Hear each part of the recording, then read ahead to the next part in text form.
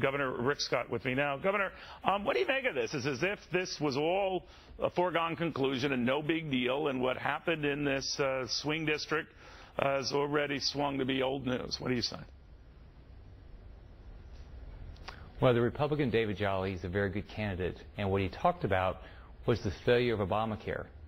What we're seeing with these Medicare cuts to pay for Obamacare is really having an impact on our citizens.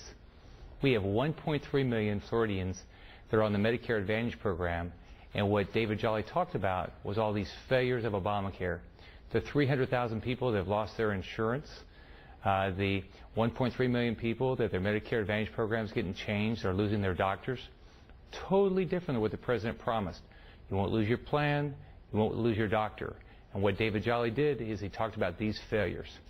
You know, Governor, I noticed that his opponent, the same woman who ran against you and lost, tried to make you an issue. You know, your poll numbers bounce around. You've come up a little bit, but do you read anything into that? That despite, you know, your kind of mise-a-mise support, I mean, that maybe that backfired, and that maybe Floridians are not that poorly disposed to you.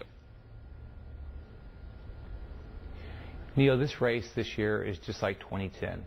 We've had a big turnaround in our state. Unemployment's gone from 11.1 to 6.1. We've added over 500,000 private sector jobs. It's all about jobs. People want jobs. They want a better education system. They want a better personal life. Now, they want the president not to ruin their health care plan, which is what he's doing. But look, we've had a big economic turnaround. People are seeing that in our state. We have 278,000 job openings in our state right now. We've had the biggest drop in unemployment.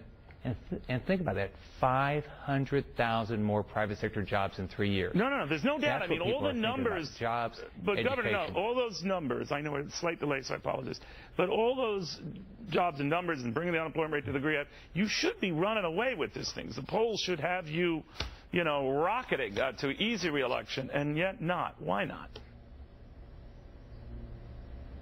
Oh, gosh, we're doing really well. The election's November. The election will be about jobs. We have the right track record. I won. Think about this, Neil. I got in the race. I wasn't even in the race in 2010 at this point. I got into the race, talked about jobs, and we won. And now we have the track record to say lower taxes, less regulation.